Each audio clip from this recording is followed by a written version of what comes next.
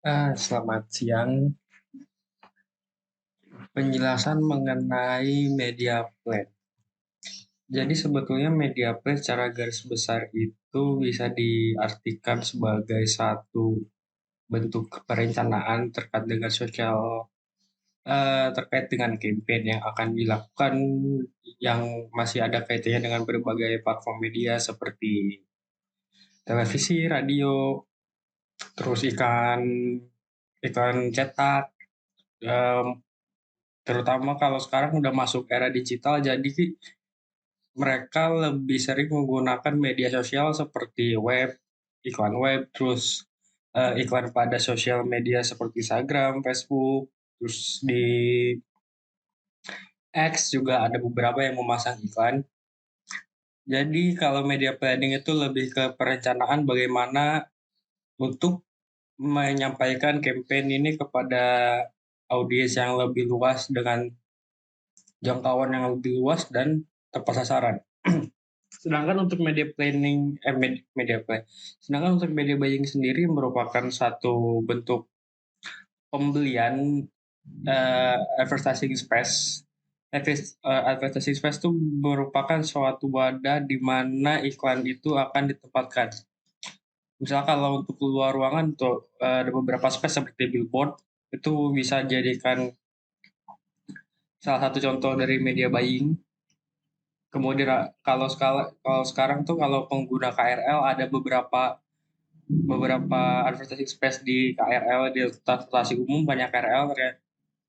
Terus kalau sosial media mungkin mereka cenderung menggunakan seperti Instagram Ads, terus ada Facebook Ads. Ya mereka menggunakan gitu tuh dengan maksud untuk menjangkau pasar yang lebih luas.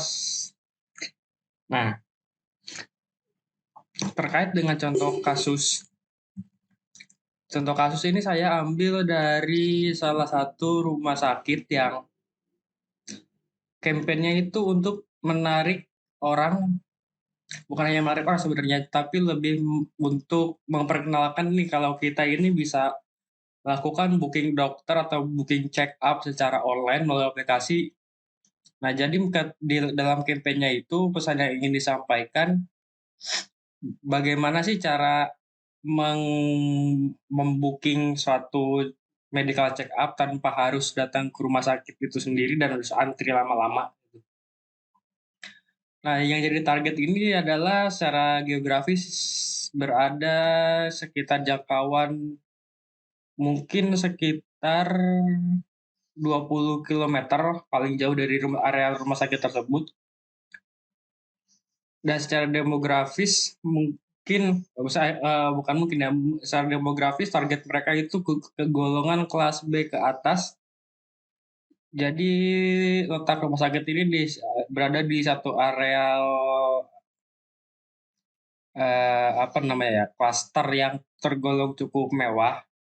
Jadi target mereka itu orang-orang sekitar situ. Nah, kemudian yang mereka kampanyekan itu apa aja sih sebenarnya gitu. Yang pertama mereka itu mengkampanyekan bagaimana, yang pertama pasti tutorialnya, bagaimana cara penggunaannya, dan apa manfaatnya, apa tujuannya.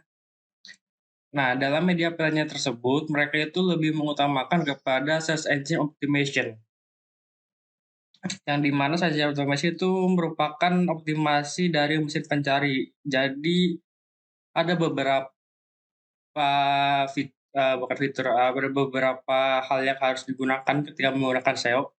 Terus salah satunya pakai analitik. Jadi hal apa aja sih yang sering dicari orang-orang itu. Nah itu dimasukkan kepada campaign-nya dan hasilnya akan jadi seperti apa.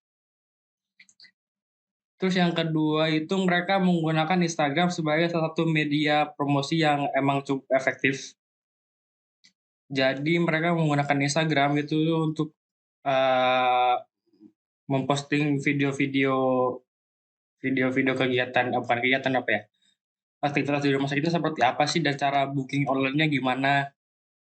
Nah, untuk media buying mereka cenderung menggunakan KOL. Kenapa sih KOL? Karena KOL itu udah punya masa, jadi kita tidak harus repot-repot mencari masa sendiri. Dan jangkauan masanya pun tergolong luas karena dalam satu kali posting itu bisa mencapai sekitar 100.000 orang dalam satu platform tersebut.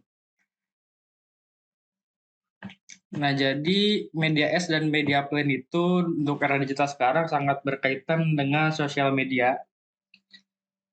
Karena sosial media sekarang punya impact yang cukup besar untuk pemasaran, terutama iklan dan sebagainya macam dan campaign. Jadi perusahaan cenderung menggunakan sosial media. Kenapa sih gitu? Ya,